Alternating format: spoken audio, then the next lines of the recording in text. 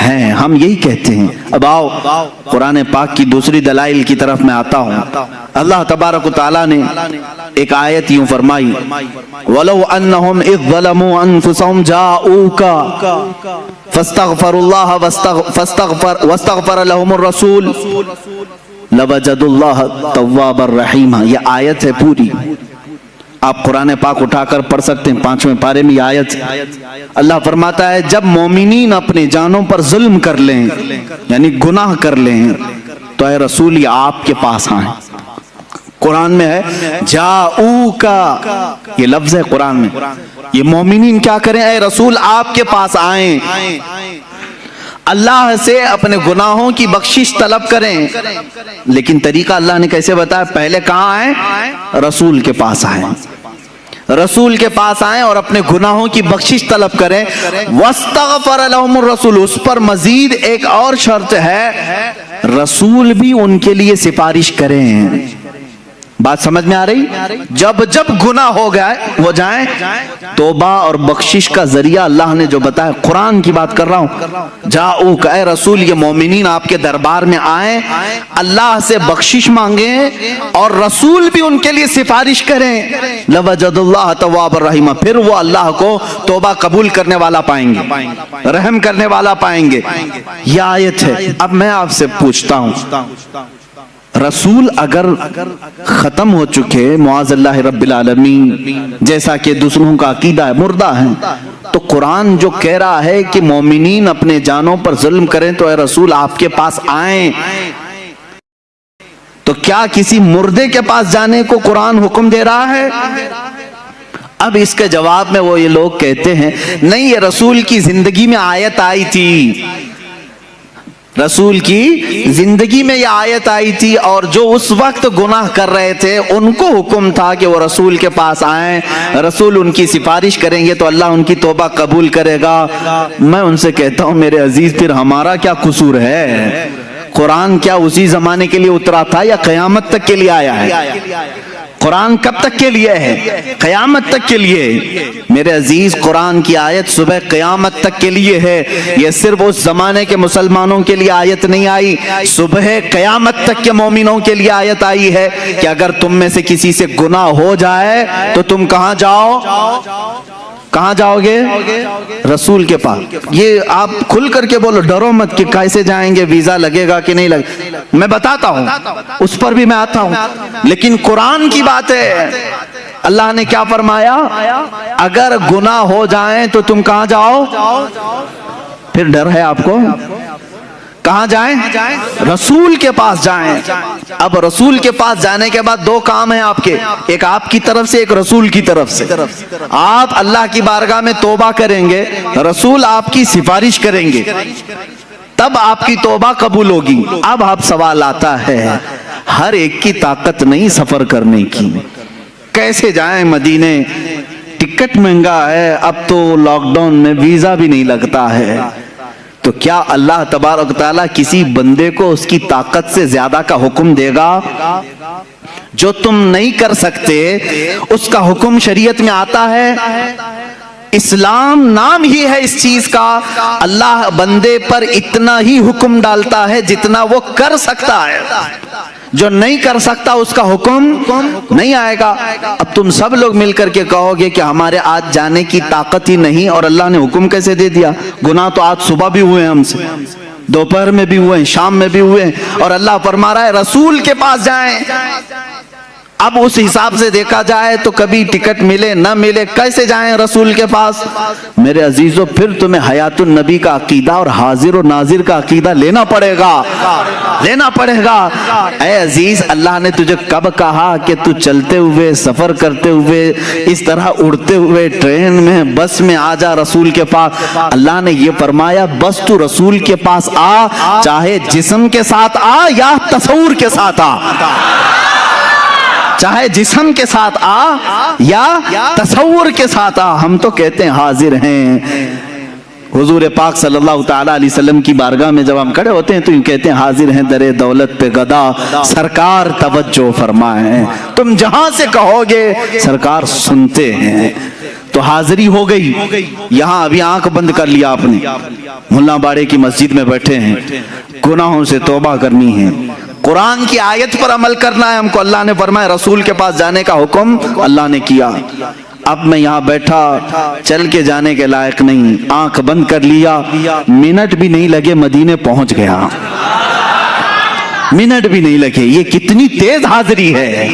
بارگاہ رسول میں کھڑے ہونے کا تصور لے آیا اور پھر سامنے اپنے رسول کو حاضر پا کر کے اب توبہ کرنا شروع کیا. استغفر اللہ ربی من کل ذنب واتوب الیہ. اللہ تو نے فرمایا گناہ ہو جائیں تو رسول کے پاس آ جا, میں آ گیا. اب تو نے فرمایا بخشش طلب کر مجھ سے, میں نے بخشش بھی طلب کر لی, استغفار بھی پڑھ لیا. تیسرا کام ہے اب رسول کا. اللہ کے رسول سفارش کریں. اب رسول کے پاس تمہیں کہنا ہوگا اے اللہ کے رسول, حکم خدا پر میں آپ کے پاس آیا ہوں اور حکم خدا پر میں نے استغفار بھی کر لیا, بس آپ کے استغفار کی, آپ کے سفارش کی دیر ہے اور اللہ میری توبہ قبول کرے گا. یہی تو عقیدہ بریلی کا امام بار بار تمہیں کہہ رہا ہے. رسول کریم صلی اللہ تعالی علیہ وسلم کے دربار میں آؤ, یہاں میرے عزیزوں گناہوں کی بخشش طلب کرو اور رسول بے حساب دیتے ہیں اور اللہ تبارک و تعالیٰ ان کی سفارش کو سنتا بھی ہے اور بندوں کو پاک کر کے وہاں سے روانہ بھی فرماتا ہے. اب اس کی دلیلیں میں دیتا ہوں. ایک اور قرآن کی آیت پڑھ کر کے میں آگے آؤں گا کہ رسول اس وقت بھی معاف کرتے ہیں کہ نہیں کرتے ہیں. کیسے پتہ چلے گا؟ آتے ہیں کہ نہیں آتے ہیں, زندگی میں ہیں یا نہیں ہیں, اس کو کچھ دلائل سے میں ثابت کروں گا. دوسری ایک آیت ہے قرآن پاک میں اور وہ بھی بہت حوصلہ افزا آیت ہے ہمارے لیے, بہت حوصلہ افزا ہے. اس میں بھی دیکھیں آپ, عربی کے گرامر تھوڑے بہت اگر مسلمانوں کو معلوم ہو تو کبھی گمراہ نہیں ہوں گے انشاءاللہ, کوئی ان کو بہکائے گا نہیں. میں آپ کو تاریخ بتاؤں, اللہ تبارک و تعالیٰ پہلے کی امتیں جب نافرمانی کرتی تو عذاب آ جاتا. قوم لوط پر بہت بھیانک عذاب آیا, قوم سمود پر بھیانک عذاب آئے, نوح علیہ السلام کی قوم پر بہت بھیانک عذاب آئے, شعیب علیہ السلام کی قوم پر بہت عذاب آئے. سب قومیں جب نافرمانی کرتی تو ان کے عذابات بھی کیسے تھے. بعض قوموں کو خنزیر بنا دیا گیا, بعض کو بندر بنایا گیا, بعض کے لیے زمین پھٹ گئی, سب اندر چلے گئے, بعض کے لیے آسمان سے پتھر برسائے گئے, نوکیلے پتھر, وہ برستے تھے تو ان کی کھوپڑیاں پڑ جاتی تھیں. تو یہ سخت ترین عذابات آئے, لیکن اللہ تعالیٰ نے رسول پاک صلی اللہ تعالیٰ علیہ وسلم کی اس گنہگار امت جس میں ہم اور آپ ہیں, ہمیں ایک تحفہ دیا.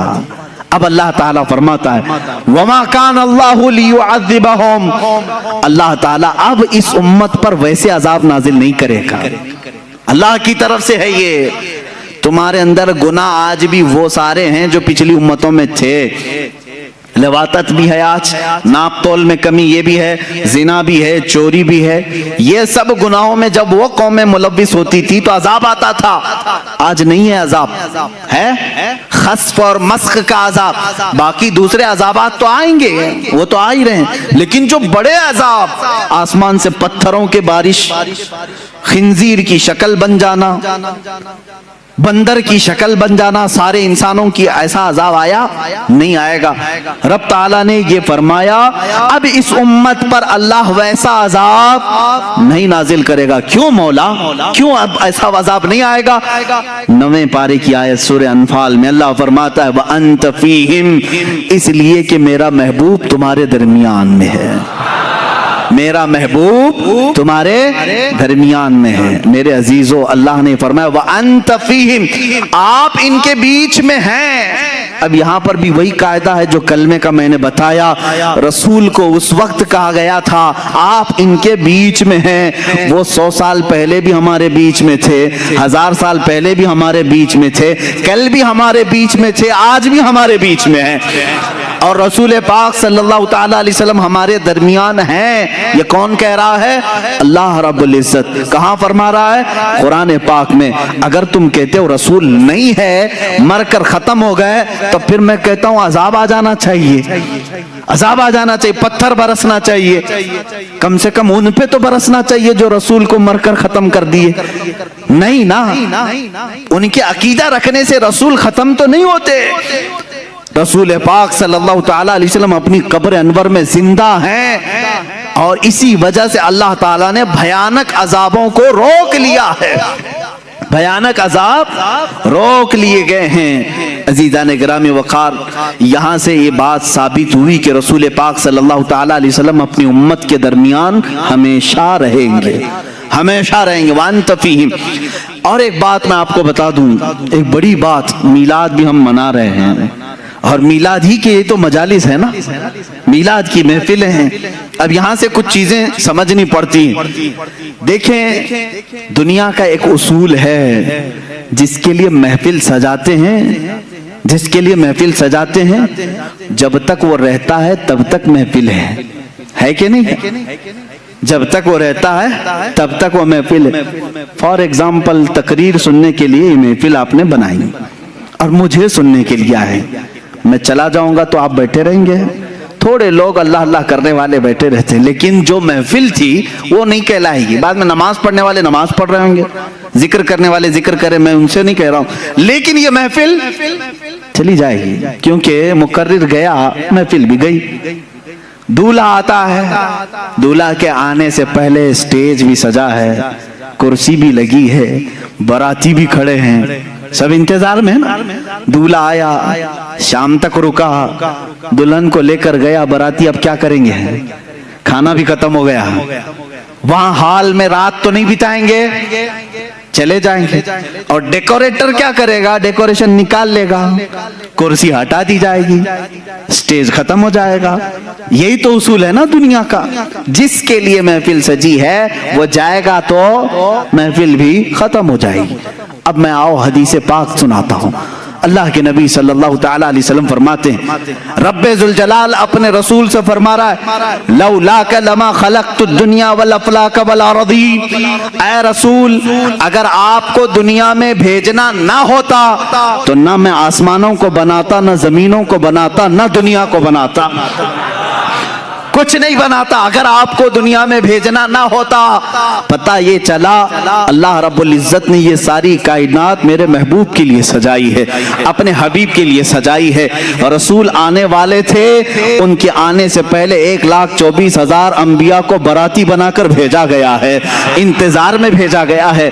आसमान का शामियाना ताना गया, जमीन का बिछोना बिछाया गया, सितारों की चमकाहट लगाई, जगमगाहट लगाई गई, चांदो सूरज को लाइटिंग के तौर पर कायनात में सजाया गया है। और यहाँ पर दरख्तों के फल पौधे सारे, ये सजावट में अल्लाह रब्बुल इज्जत ने हर चीज फरमा दी और इंसानों के भी एक अजीम झुरमट रखा। और उसके बाद अल्लाह का वो महबूब दूल्हा बनकर 12 रबीउल अव्वल शरीफ को आया, जिसके इंतजार में सारी कायनात थी। चांद भी उसी के इंतजार में था, सूरज भी उसी के इंतजार में था, आसमान भी उसी के इंतजार में है, जमीन भी उसी के इंतजार में है, अंबिया भी उसी के कसीदे पढ़ करके दुनिया से गए। अब वो रसूल दूल्हा बनकर के आया, अपनी हयात तय्यबा के 63 साला उस रसूल पाक ने जाहिरी जिंदगी में गुजारे। अब मैं आपसे सवाल करता हूं, रसूल 63 साल के बाद अपने आप को पर्दा फरमा लिया, हमारे चश्मे आलम से रूपोश हुए। मुझे बताओ, दूल्हा दुनिया से गया है, मैं पूछता हूं चांद तू क्यों चमक रहा है, सूरज अभी क्यों बाकी है, जमीन क्यों अभी तक ठहरी है, आसमान का शामियाना क्यों लगा है, ये पेड़ पौधे अभी तक क्यों बाकी हैं, ये क्यों है? दूल्हा चला गया, डेकोरेशन खत्म होनी चाहिए, दूल्हा गया, सारी सजावट जानी चाहिए। तो तुम्हें चांद झिल्ला करके कहेगा, जलाल में सूरज कहेगा, नादान तू क्या समझ रहा है, दूल्हा गया नहीं, दूल्हा अब भी मौजूद है, दूल्हा अब भी मौजूद है। चांद का की जगमगाहट, सूरज का ये चमकना, तारों की झिलमिलाहट और पेड़ पौधों की खूबसूरती, ये समंदरों का लहलहाना, जमीन का बिछोना, आसमान का आशियाना, ये इस बात की गम्माज है, इस बात की दलील है कि दूल्हा अब भी हमारे दरमियान मौजूद है। ये और बात है कि चंद आलम के लिए वो अपने आप को पर्दे में रखा है, फिर दूल्हा अपनी और आला शान के साथ कयामत के दिन रोनमा होगा। یہ رسول پاک کی حیات کی سب سے بڑی مثال ہے۔ میرے عزیزوں، میں کہتا ہوں دولہے کے لیے سجایا گیا تھا تو سجاوٹ ختم ہونی چاہیے کہ نہیں؟ سجاوٹ ختم ہو جانی چاہیے تھی۔ یہ سجاوٹ آج بھی ہے۔ یہ اسی کی بات کی دلیل ہے کہ وہ دولہا آج بھی موجود ہے۔ وہ جو نہ تھے تو کچھ نہ تھا، وہ جو نہ ہو تو کچھ نہ۔ وہ اگر نہیں ہے تو پھر کچھ نہیں ہونا چاہیے۔ تمہیں ماننا پڑے گا سب کچھ ہے تو وہ بھی ہیں، سب کچھ ہے تو وہ بھی ہیں۔ وہ جو نہ تھے تو کچھ نہ تھا، وہ جو نہ ہو تو کچھ نہ ہو، جان ہے وہ جہان کی۔ کیا ہے وہ؟ جان ہے وہ جہان کی۔ ارے جان ہے تو جہان ہے۔ تم سب زندہ ہو، اگر جان ہی نکل گئی تو تم سب مردہ ہو جاتے۔ جان ہے وہ جہان کی۔ رسول پاک صلی اللہ تعالی علیہ وسلم کیا ہے؟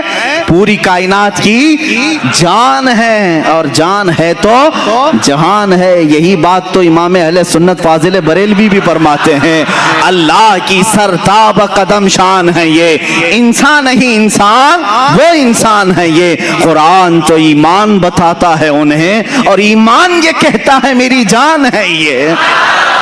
ارے جان اگر چلی گئی تو تم کیوں زندہ ہو؟